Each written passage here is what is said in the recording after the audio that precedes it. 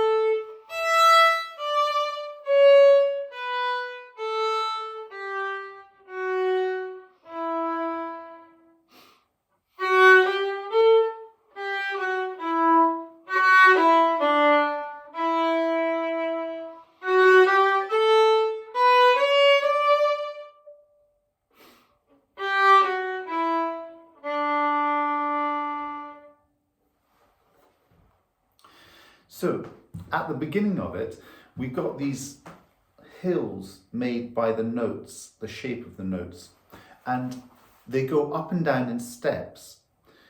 That's interesting in itself, because in the third line there's a little bit more drama, and that's where the notes start to go in skips. But let's just have a look at the notes and learn them first of all. The first exercise I want to do, though, is to involve our 4 fingers, because we use Mr. 4 in this piece quite a lot. So what I'm going to do is play a little exercise on the D string, and it goes D, 1, 2, 3, and then I'm going to tap my Mr. 4 on the D string. So it sounds like this. Here's the first 2 bars. Ready, go.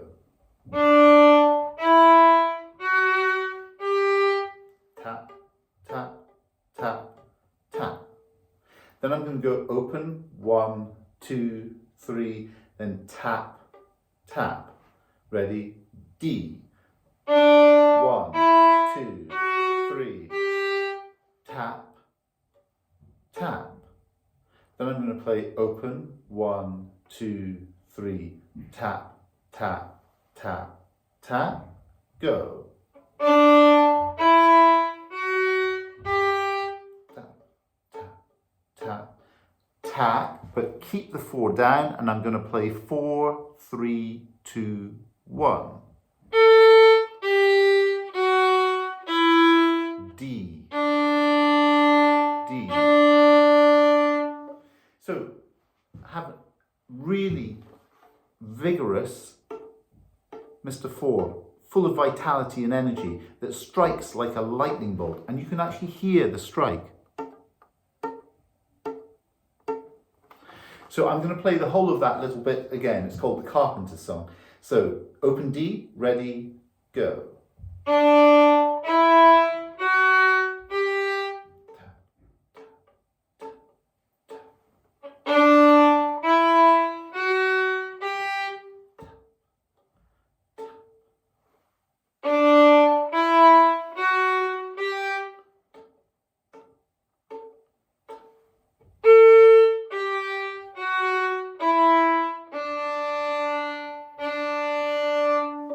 Now I'm going to play the same song, but instead of tapping, I'm just going to play Mr. 4. And Mr. 4, it goes open, 1, 2, 3, and 4 is a whole step away from Mr. 3 when it goes down. If you struggle to find that 4 or the comfort in that 4, you might want to lift off Mr. 1, and then that will make it easier.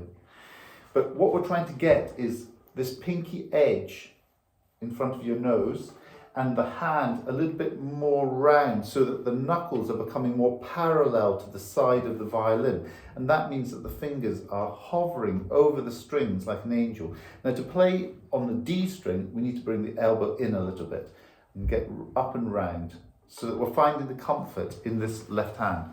That means that my thumb can do little circles. Find out, where does your thumb sit where it's nice and relaxed.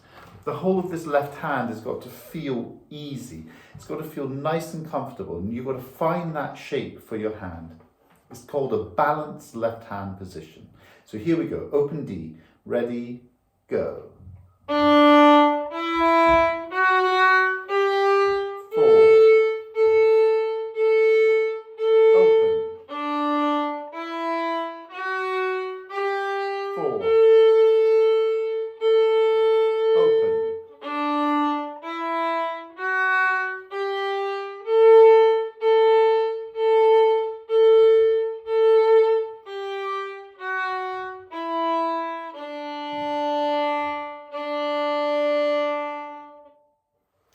So that's the exercise for 4 fingers.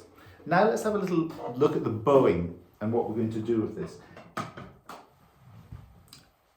When we want to put the weight of our arm or press into the bow a little bit, it tends to go through this index finger, and the other fingers are involved as well. They're very important, so they should all be curled round, and you feel the weight going through all of them, but particularly on that index finger. But the important thing is that your thumb also has a role, and your thumb is the counter pressure. It pushes back up against the pressure of the finger. So if I just take my hand like this and I go like that, this is the movement. Now, if I take my finger and make my bow hold, and you can see my thumb pinches back up as my first finger nibbles down into the string. And I press and release, press and release. Now I can do the same thing with the bow. So if I get my bow hold, I'll use the outside bow hold so you can see that. And what you're going to see is the same press release. And I'm feeling the first finger nibbling down into the bow, my hand slightly pronated into that first finger, but I also feel my thumb pinching back up. If I put it on my shoulder, I can do some shoulder pinches, and you'll see the stick come down and kiss against the hair.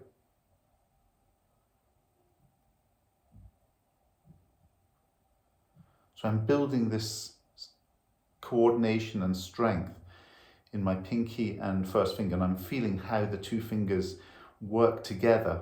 The whole hand unit works together. Now I'm just going to take the violin, and I'm going to put the bow onto the violin and do the same thing, just feeling that pinch. So an accent is like a way of emphasizing the beginning of a note, and so we call this one Martelé. I press, so the stick's kissing against the hair, and when I release the bow, when I move the bow, I'll release the pressure. And I get a little pop.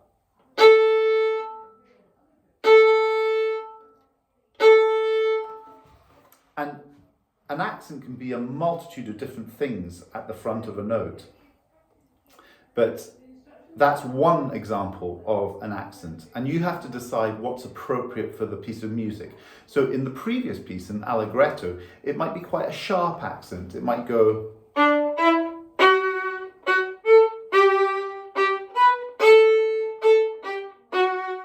You might decide that it should be like that little pop. But in Andantino, it's a much more relaxed piece, and I'm not sure that it is the same quality of sound. It's in 2/2 time. It's in 2 time. The first beat of the bar is the most important, and the notes go up in little phrases. So the first phrase, 2, 3, 4, is a question, and it starts on the first beat of a bar, so it goes strong then weak, melt away. So I'm going to use my bow slightly unevenly to create that melting away effect, more than less. So it's like a zigzag effect. Ready, 2, 3, 4. So there's the question. Here's an answer, 3, 2, 1. And the answer goes in the opposite direction of the bow. So we automatically get a different perspective. But that answer is also in a different key. And so we're exploring tonic, then dominant. We're coming across this all the time. But the point is that it shows someone else's opinion. It shows another perspective. So I'll do that again. Here's the question, 2, 3, 4. Here's the answer. So the answer's a bit less than the question. It's almost like the person's not really committing. So here's the consequence. So there's a little bit of frustration. And then ask the question again. Here's a different answer.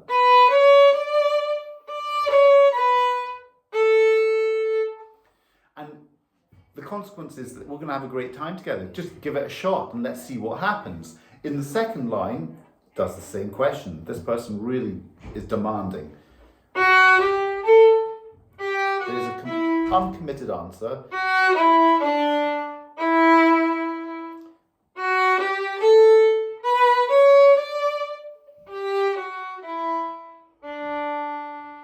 So when you go back home to the tonic, you'll feel great if you've done this. You just have to trust me. So there's our questions and answers within this piece. Let's have a look at what the notes are doing. Because it's in steps, it's not as difficult to memorize this as other pieces, and also a lot of the repertoire is the same. So the first line is very similar to the second line. Second line and last line are exactly the same. Even the third line has bits which are quite straightforward. The important thing is to try and have a structure within the piece, know where you are. So the first 2 bars goes 2, 3, 4, 3, 2, 1, 2, 1, open, 1 on the D string. We'll try that. So 2, 3, 4, 3, 2, 1, 2, 1, open. Now this has a little push. So I give a little push with my thumb. It's not a severe one, it's not a sharp accent, it's just a little push. Let's go again to the next bit. It goes 2, 3, A. So 2, 3 on the D, then open A. Ready, go. 1, 2, 3 on the A. 3, 2, 1. Open A with a push. Now, in this third bar that we just played, it's a scale. It goes up all the way to Mr. 3 and then comes back down again. So let's just try that bit again. So 2, 3, A, 1, 2, 3, 3, 2, 1, A. Let's try that. 2 on the D, go. A, 1, 2, 3.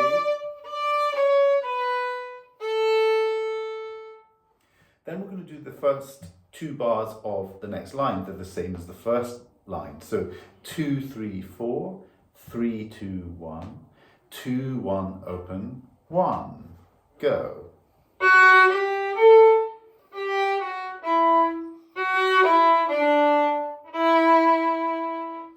This time it goes 2, 3, A, 1, 2, 3, but we've got a surprise. So let's try that. So 2, 3, A, 1, 2, 3.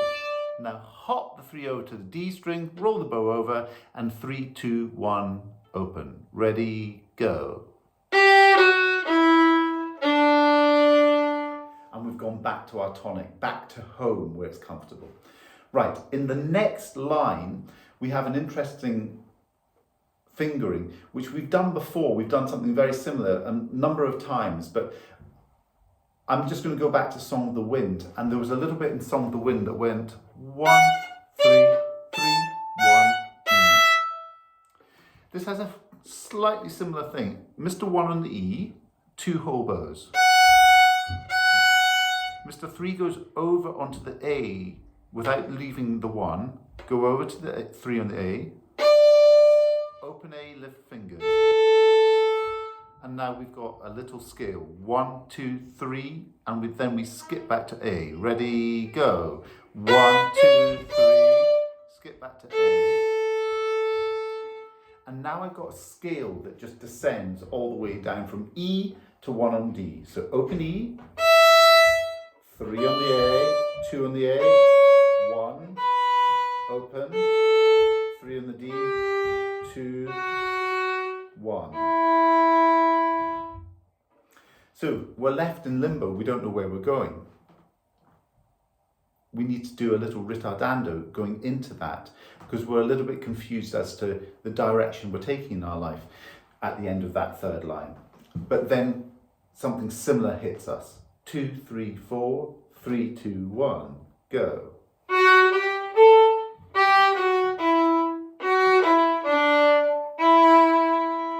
2, 3, A, 1, 2, 3. Pause. Hop the 3 over to the D string, roll the bow, surprise, go.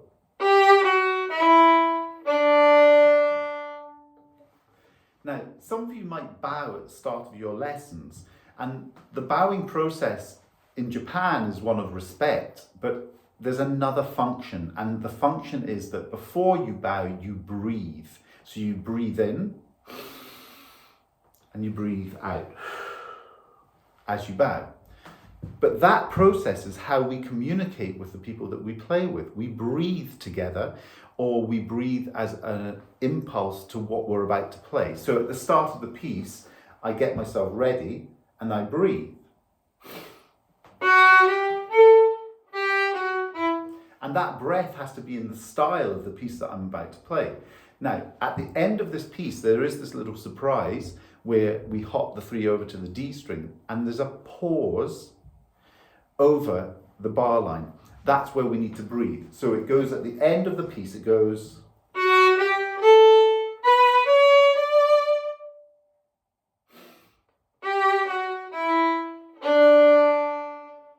And if you don't breathe, then the pianist who's playing it with you hasn't got a clue when to play with you. So you have to learn to breathe. Then before that, in the third line, we have this ritardando. And I like to think of this particular ritardando being like a train coming in the station. It doesn't just go ploughing straight in. It comes in and then it slows down and goes to a gentle halt. So that scale from open E goes down like this. Now, train slows down. Breathe.